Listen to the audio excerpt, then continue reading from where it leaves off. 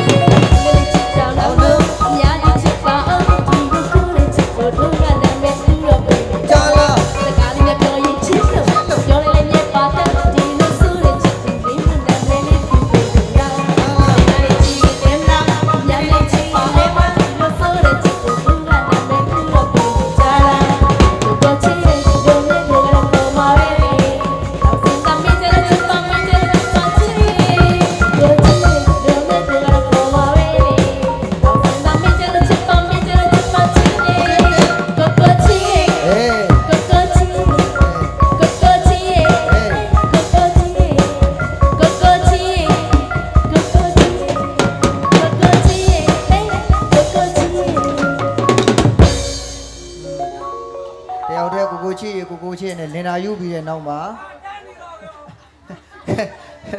You don't put me edges, Zama. No, I don't know that the Chinese jungle, so when I buy Janoro Yamiro Subiva made, no, could I do my down at it? You don't put me edges, Zama. Taliban on my son.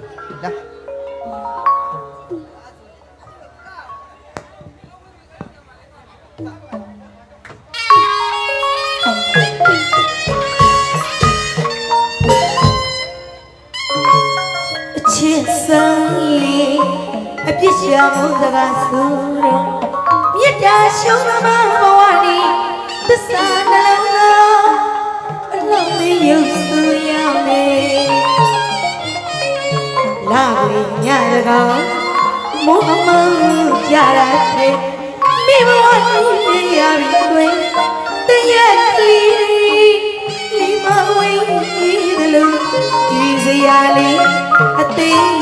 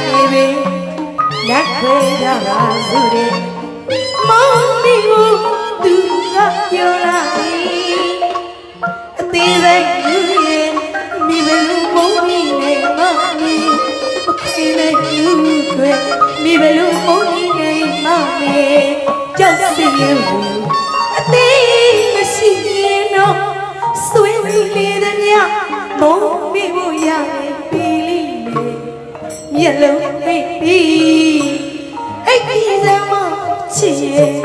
Say the female, be not chilling a little bit. Tell him to take you, me look a money, nanny,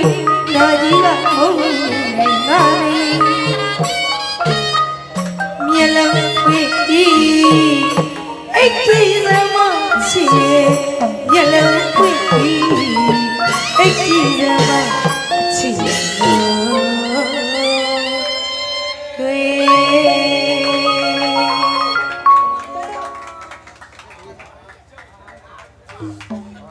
ကဲဒါလေးကဒိုးလုံမိုင်းတောင်းဆိုထားတဲ့မျက်လုံးဖွင့်ပြီးအကြည့်စမ်းပါဘောနော် ကဲအဲ့တော့ဒီလိုပြီးတော့ငါဖေဖေမန်းလေးမွေးအောင်နောက်ပိုင်းစမယ်နော်နော် ဟုတ်ဟုတ် ကဲဒီလိုကျွန်တော်ကိုရိုလည်းနည်းနည်းလေးခဏကြိုက်တဲ့တခြင်းလေးပါနော် ဟုတ်ဟုတ်ဆို ကဲမောင်စေးချောင်းသူတဲ့နော် မောင်စေးချောင်း အဲ့တခြင်းလေးတစ်ပုတ်ပေးရနဲ့ငါဖေဖေနောက်ပိုင်းတီးလိမ့်မယ်နော် ဟုတ်ပြီဟုတ်ပြီ ဒါပြီးရနဲ့နောက်ငါဖေဖေတီးပါဖြစ်ပါတယ်ခင်ဗျာကဲအဲ့တော့မောင်စေးချောင်းသူ မောင်စေးချောင်းသူလေးစမ်းပါ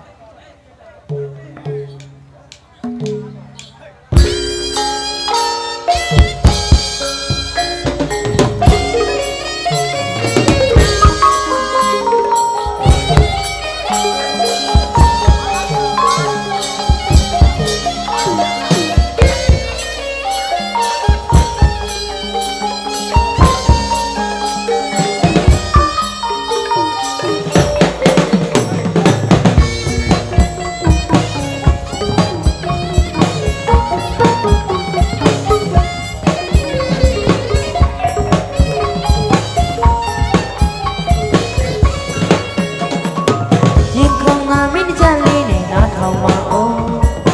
စေးချောင်းသားမောင်ရဲ့ချင်မောင်လာကူပေးအမိမပေါ်နိုင်ရောဟာခုလုံချက်သိပ်ပြီးမို့နေမင်းလေးချစ်စစ်သေးလေးနဲ့မောင်လာကူပေးရင်ခုန်ငါမင်းကြလေးနဲ့နားထောင်ပါအောင်စေးချောင်းသားမောင်ရဲ့ချင်လေးမောင်လာကူပေးအမိမပေါ်နိုင်ရောဟာခုလုံချက်သိပ်ပြီးမို့နေ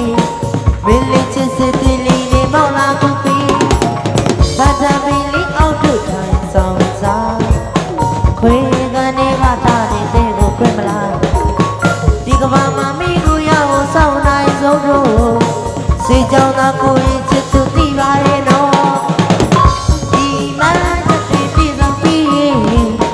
ကြည်လနဲ့တော့ရလေးမှချစ်ကတော့ပြီးပျော်ရွှင်စွာစိတ်ကူပြီးတော့သူ့မြင်ခြင်းလုံးမင်းမင်းလေးကဆရာဝန်ဖြစ်မုံပါလားကို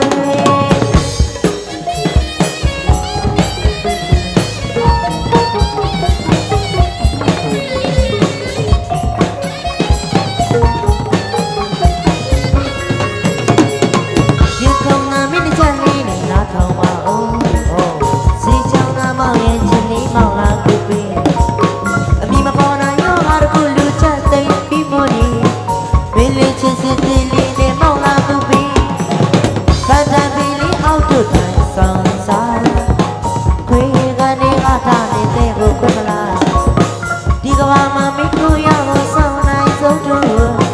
စေချောင်းသာကိုရင်ချစ်သူသိပါရဲ့နော်ဒီမှာတစ်ပြည်ပြည်စုံပြီးခြေလနဲ့တော့လာလေးမှချစ်ကသွားပြီးပျော်ရွှင်စွာစိတ်ကူပြီးပါသူမြင်ခြင်းလုံးမင်းမင်းလေးကဆရာဝန်ပြီးမောင်မလာခွေဘာသာပင်လေးအောက်တို့ထိုင်ဆောင်စားခွေကနေရထားတဲ့ကိုခွဲမလားဒီကဘာမှာမိလို့ရဖို့စောင့်နိုင်ဆုံးတို့စေကြောင်းမှာကိုရင်ချစ်သူသိပါရဲ့နော်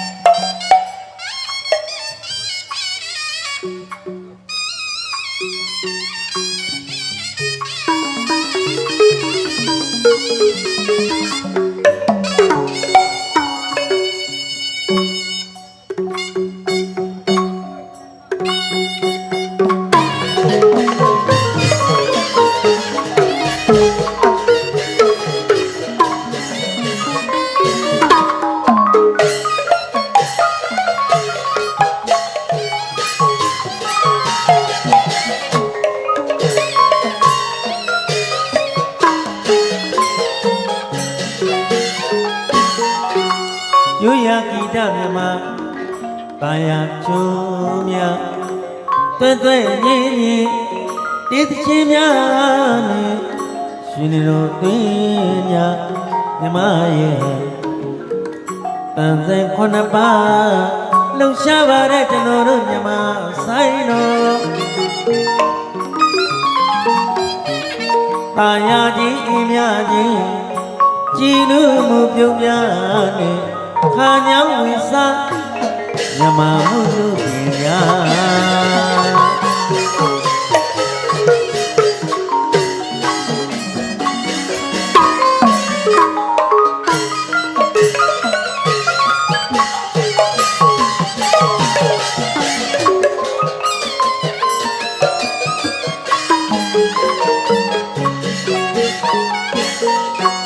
မြမဆိုင်တမိုင်းဆရာတစ်ချောင်းမှာပညာရှိကိုဝိဆိုသူများရှိတော်သွန်ခဲ့သည်ဂီတချင်းကကျိုးဝဲတဲ့ချင်းပပြူရရအစာရှိသောတီမျိုးမျိုးကိုယူသေးသွားခိုင်နာ၍ဆက်လက်ကျိုးပန်းထိုင်ရတဲ့အိုမြမယို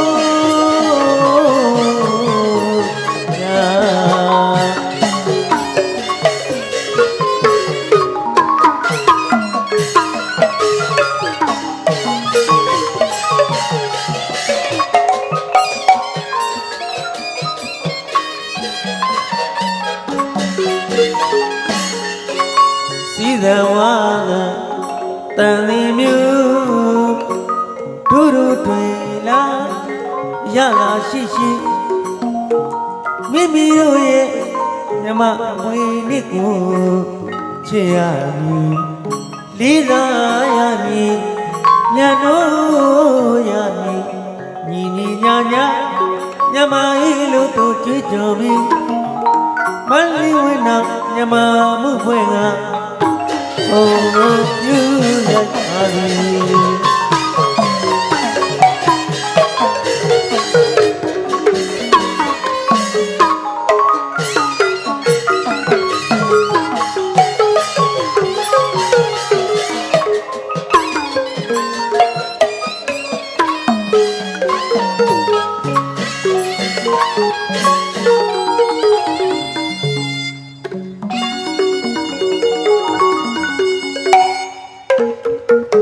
မ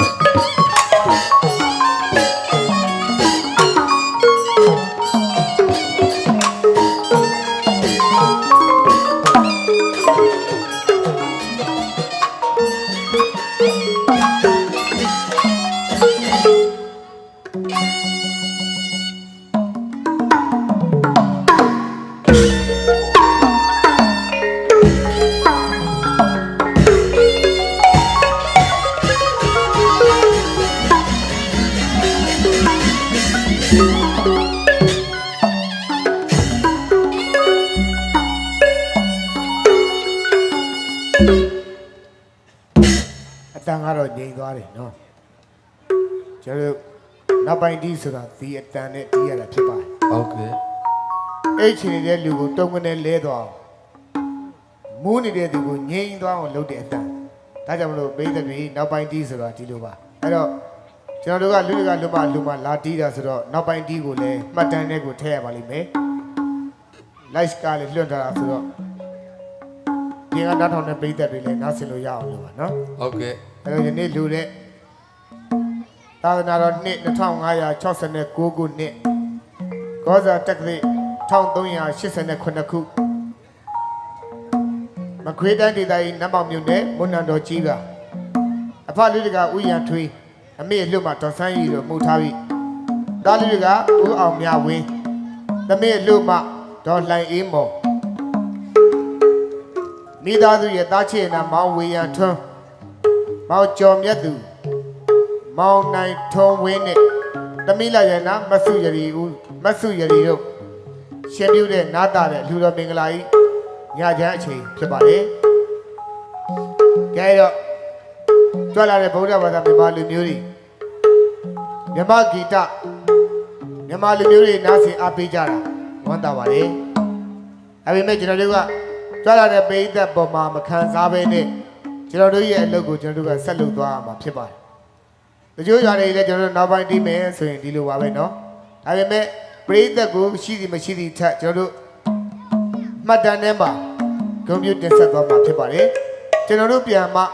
နားထောင်ကြည့်ပေါ့။အခုအချိန်ကလည်း7 နာရီကျော်ဆိုတော့သူလည်းຢာစီဥစွာလည်းအေးတယ်။မှန်တယ်ပြောရင်ကိုယ့်ရင်ကိုယ့်ရာနဲ့ကိုလည်းအချိန်တားကြီးလင့်အောင်နေလို့မရတဲ့အချိန်ကဖြစ်ပါတယ်။ဒါကြောင့်မလို့လာပြီးအားပေးတာကိုကဒီအများကြီးတင်ပါတယ်။အဲ့ဒါမနှက်ကြရင်လည်းကျွန်တော်တို့ဧကန်ကိုပရိသတ်တွေအများကြီးနဲ့လေးလေးစားစားဧကန်ဖြောပြီးတင်ဆက်အောင်ပါပါ။ကျွန်တော်တို့ရင်တော့ရွာတွေကတော့တီးဘူးတယ်ဗျ။နောက်ပိုင်းတီးပါဆိုလို့ကျွန်တော်တို့ကတီးမန္တလေးမှာကျန်တော့9ရောက်လား6ရောက်လားပဲကျန်အဲ့တော့ကျွန်တော်တို့ကတီးတဗုဒ္ဓမပြီးသေးဘူးအဲ့9ရောက်ကလည်းပြန်ပြန်သွားပြီလို့လူမရှိတော့ဘူးဟိအောင်နေအိတ်မယ်ဆိုပြီးတော့ကျွန်တော်ကစောင်းလေးခြုံပြီးအိတ်မယ်လို့တော့ပြန်လာပြီး9ရောက်ကတီးပါတယ်ဘာလို့ရက်သွားတော့နဲ့ကျွန်တော်တို့မန္တလေးလူမရှိလို့အဲ့ဒါဘာပြောတယ်မှတ်တို့ရမန္တလေးမလာဘူးတဲ့အိတ်ရင်နားထောင်တာတဲ့အိတ်ရင်နားထောင်ဆမ်းမြန်ကတ်ဆက်ကြတယ်နော်အဲ့တော့ကျွန်တော်တို့ကအခုရှိသည်ဖြစ်သည်မရှိသည်ဖြစ်သည်မွန်းနာတို့ကကျေးဇူးရှင်နေဟဲ့လားကျွန်တော်တို့လူတကာတွေပြီးတော့ကျွန်တော်တို့ရဲ့ကိုကြီးကျော်တို့နဲ့ပတ်သက်ပြီးတော့ဒီကိုရောက်လာခဲ့ရတာဖြစ်ပါတယ် ဟုတ်ကဲ့ ကိုကြီးကျော်တို့လူတကာလွတ်မှပြီးမိသားစုတွေအားလုံးဒီကျမကအလူကြီးတိုင်းပေးနေတဲ့မိသားစုတွေပါလက်မဲ့ခင်တရားပဲစောက်ဥဒ္ဒတိုင်းပဲလှုပ်လို့အများအားလူနေတဲ့မိသားစုတွေကျမတော်မှလည်းအလူတွေထားရင်ကျွန်တော်ကိုကြီးတွေလာပြီးအားပေးကြပါတယ် ဟုတ်ကဲ့ ဒါကြောင့်ကိုရီရဲ့မျက်နှာနဲ့ဒီအလူကိုလာပြီးတီးခတ်ရတာဖြစ်ပါတယ်။ကဲဒါကြောင့်ကြွလာတဲ့ပိဿများကြန့်ရှိနေသောချိန်ကိုလေးလေးစားစားကြုံပြီးတင်ဆက်ပြီးနောက်ပိုင်းမှာစောင့်ဆိုင်နေကြတဲ့ပိဿများအတွက်မန္တလေးဝင်းတော်ရဲ့ညီကိုဒီတီဆိုသီးမုတ်ကပြဖြော်ပြသွားတဲ့ပြည်ချင်းတွေကျွန်တော်တို့တီဆိုခဲ့တာတွေရွာအတွက်တမ်းပြည်အတွက်လူမှုရေးစီးပွားရေးကြီးပွားရေးကျန်းမာရေးစတဲ့ခန္ဓာမျိုးမျိုးကနေရွေးချယ်ပြီးတီးခတ်ဖြော်ပြမှာဖြစ်တဲ့အတွက်နောက်ပိုင်းကိုနားဆင်တဲ့ပြည်သက်များမှတ်တမ်းနဲ့ပါလေကောင်းမွန်သွားအောင်မန္တလေးဝင်းတော်ကနောက်ပိုင်းကိုအလှဆင်ပြီးလေးလေးစားစားဖြောပြတင်ဆက်ပါလိမ့်မယ်နားဆင်ကြည့်ပါ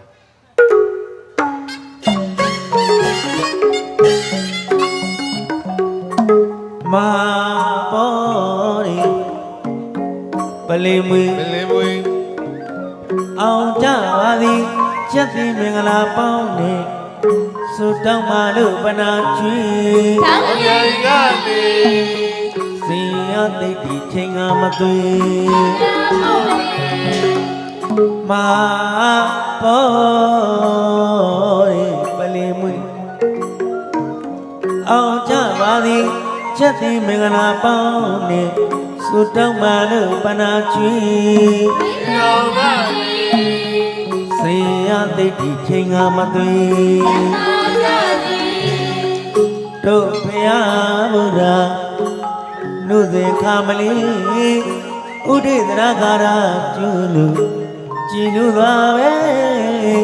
မေတ္တာပို့ဝါကလေးအိုးဝေအိုးဝေအိုးဝေအိုးဝေတောင်းမေတ္တာရီ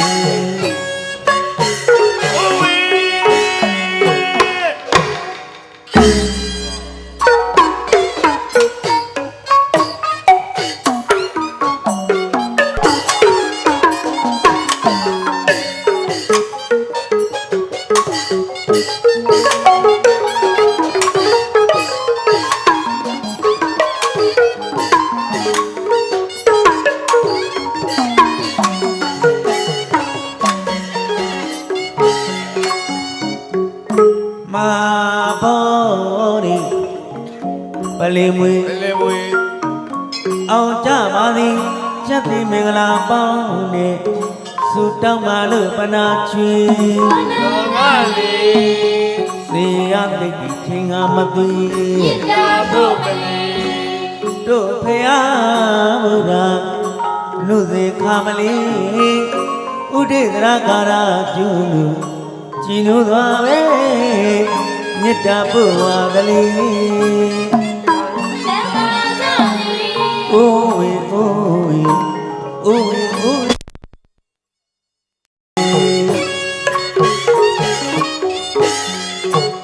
တို့ဘယ်အလောင်းတော်ကြီးရဲ့အာရတော်တွေမုတ်ဆွရတုံညုတ်ခွေကလွတ်ခဲ့ပါသလေဝိနောင်ရောက်ရမြို့နေပေါင်းတာယာကြီးညောင်းအပေါင်းရှိကြပါသည် ရာရှိကြပါစေ ဝိုင်းချီ โอเค ကံမွေ ဆိုင်စရာ နောက်ပိုင်းနားထောင်တဲ့တို့ညီကိုတွေအားလုံးမင်္ဂလာပါ ဟုတ် မင်္ဂလာပါလို့နှုတ်ခွန်းဆက်ခြင်းဟာဗုဒ္ဓဘာသာမြန်မာလူမျိုးများရဲ့အရေးကြီးဆုံးစကားနဲ့နှုတ်ဆက်ခြင်းဖြစ်ပါတယ် မှန်တယ်ဗျာ လောကမှာတာဝန်နဲ့ဝတ္တရားမျိုးရှိတယ်တာဝန်အရာလောက်တာကအဲ့ဒါကကျိုးတို့ခင်ဗျားလူတိုင်းမှာအလုရှင်လူသမားဆိုတဲ့တာဝန်တစ်ခုတာဝန်ယူမှုတာဝန်ခံမှုဆိုတာကအတိကတစ်ခုဝတ္တရားဆိုတာကတော့ဝတ္တရားကိုရှိလို့လုပ်ပြရမယ်ဝတ္တရားရှိလို့လုပ်ပြခြင်းဖြစ်ပါတယ် မှန်ပြီ ဒါကြောင့်နောက်ပိုင်းနားတော်နဲ့ပိဋကအားလုံးကျွန်တော်တခြင်းလဲအများကြီးလည်းမတီးပါဘူးသုံးပုတ်တီးမှာပါအဲ့ဒီသုံးပုတ်တီးလဲကျွန်တော်လူတကာကြီးတို့လူမာကြီးတို့မှတ်တမ်းတစ်ခုတော့ကြံသိရပါမယ်မကြဘူးတဲ့တခြင်းတီးပိဋကနားမလဲမှာစိုးလို့ကြာဘူးသားတခြင်းကိုဝန်းတော်ကပြန်လေကောင်းအောင်တီးပြတို့ဘုရားလုံးတော်ကြီးရဲ့ဂါထာတော်တွေမုတ်ဆွရသူညွတ်ခွင်းကလွတ်ခဲ့ပါသလေဝိနောင်ရောက်ရမြို့နေပေါင်းတာယာညညောင်းအပေါင်းရှိကြပါသည်ဘယ်လောက်ကြက်သည်ရှိ ကောင်း ဒီဘက်ကသချင်းနဲ့တော့တို့ညီတို့ကြွားတယ်နော် ဟုတ် အညီတို့ကကကျင်နေဆိုတော့ဗါတဲ့နန်းကြီးတဘော နန်းကြီးတဘောနတ်တချင်း ကပ်ပြီး နတ်ကနတ်သချင်းမို့ဆိုင်းကဆိုင်းသချင်းမို့ခေတ်ကခေတ်သချင်းမို့အော်သူတို့ခေတ်လည်းအပြစ်မြင်လို့မရဘူးဘာလို့မြင်လို့မရလို့မေးခေတ်ကတို့လူငယ်တွေကကဲခုနကပေးတဲ့ကြည်ကြည်သူစီနေတဲ့အချိန်မှာကိုဝင်းတော်ဒီသချင်းမျိုးတီးကြည့်လဲငန်းကြီးတို့အပေးတဲ့ကုံတို့ထပြန်မှာဗောဟုတ်လားဒါကြောင့်နေရာနဲ့နေရာအကန့်သားဆိုတာထားရတယ်ဆိုတာဒါကိုပြောတယ်လက်ရောညီထွေးမှုမရှိရင်ဘာဖြစ်တတ်တော့လူအပြင်ဘက်ရောက်တတ်တယ်လက်ရောညီထွေးမှုမရှိတာဆိုတာဘာလို့တချို့ကျန်တာမကြည့်နဲ့အပေါ်ကဝတ်ထားတာတိုက်ပုံအောက်ကဘောမရှိနဲ့စင်ပြေပါမလား ပြေပါ နေရာကြည့်ပြီးတော့ဆက်ဆံရတယ်နေရာကြည့်ပြီးတော့တီးရတယ်နေရာကြည့်ပြီးတော့ရွေးရဒါကြောင့်မင်္ဂလာရှိတဲ့ပိသက်မင်္ဂလာရှိသောတခြင်းနဲ့ဝမ်းတော်ကလက်ဆောင်ပေးခြင်းဖြစ်ပါတယ်ဟုတ်လားအဲ့တော့ကိုဝမ်းချီ ညာ နောက်ပိုင်းမှာကျွန်တော်ဆရာ3ဦးကြောက်ပါမယ်တခြင်းသုံးဖို့ပြီးရင်သိမ်းပါမယ် ဟုတ် အကြာကြီးဒီနားကြီးတဲ့လောကမှာတန်ကြီးတယ်တန်ဖိုးတယ်ဒါပဲရှိတယ်ဟုတ်လားကျွန်တော်တီးပြမှာတန်ဖိုးမဟုတ်ပါဘူးတန်ကြီးပါတန်ကြီးရှိသောတခြင်းတီးပြမှာမလို့တို့တန်ကြီးရှိသောပိသက်များအတွက်ထိုက်တန်တယ်ထင်လို့ဝမ်းတော်တီးပြခြင်းဖြစ်ပါတယ်ဒါကြောင့်ကိုမိဘများနားထောင်နေကိုဆရာသမားများနားထောင်နေတဲ့လူယူသေးလေးတော့တီးပြပါရသည်လို့ပြောရင်ဝမ်းချီနားထောင်ကြည့်အောင် ဟုတ် တို့ဘုရားလုံးတော်ကြီးရဲ့ဂါရတော်တွေမုတ်ဆွရသူညွတ်ခွင်းကလွတ်ခဲ့ပါသလေခွန်တော်ရောက်ရမြို့နေပုံတာယာညညောင်းအပေါင်းရှိကြပါသည်တို့ဘုရားလုံးတော်ကြီးရဲ့ဂါရတော်တွေမုတ်ဆွရသူညွတ်ခွင်းကလွတ်ခဲ့ပါသလေဝင်းတော်ရောက်ရမြို့နေပေါင်းတာယာညညောင်းအပေါင်းရှိကြပါပြီနနရထားတော်ရှိကြပါပြီဒီတစ်ချိန်ညပြန်တော့ရှိကြပါပြီအိယာဝင်းစေတရိယာရှိကြပါပြီရှင်တော်မေခါရတော်တွေဒ ကျွန်တော်တို့မွန်းနာတော့တရွာလုံးတစ်နေ့လုံးကျမ်းမာချမ်းသာသည်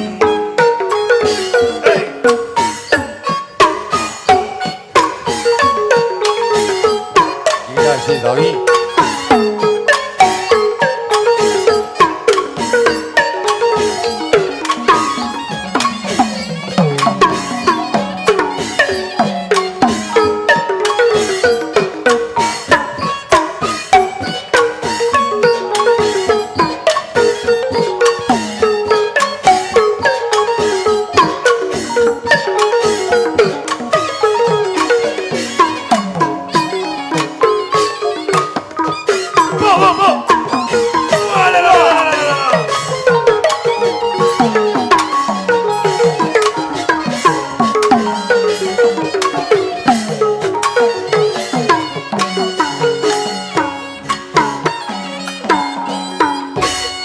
ဘောဓိသမารိ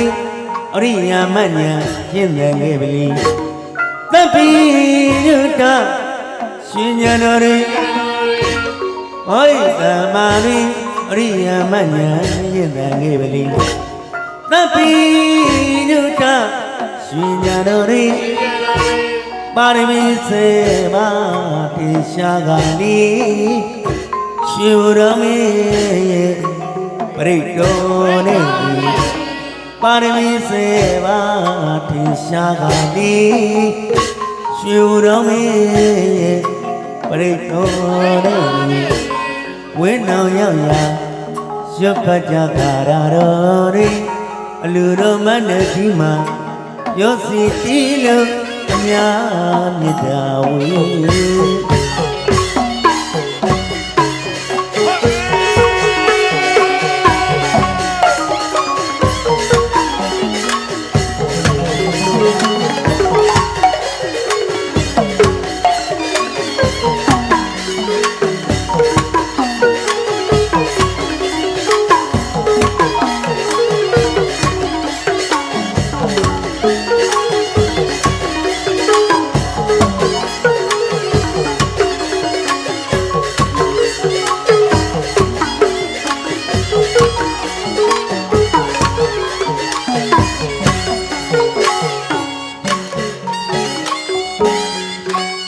တောင်းဤသန်ချုံအိုးဝေ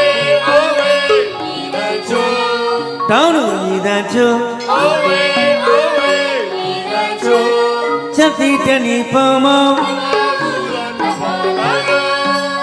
ချက်တိတဏိပုံမော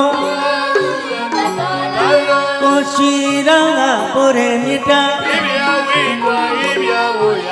ဆိုင်တော်မင်္ဂလာတိုင်းလိုဝေရာဆိုင်တော်မင်္ဂလာကိုမင်းအောင်ကကိုရမြတ်တာဧဗျာဝေကွာဧဗျာဝရ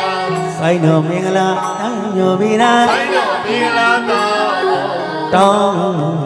ညီသာချုံအချင်းကြီးတို့ရဲ့ဤပါသာစိတ်တို့ရဲ့ညီသာချုံအချင်းကြီးတို့ရဲ့ဤပါ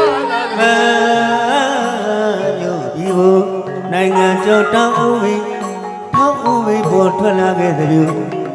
မမ်းမြို့ဒီဘုနိုင်ငံကျော်တောင်းဦးဝေတောင်းဦးဝေဒီနေ့ကဆို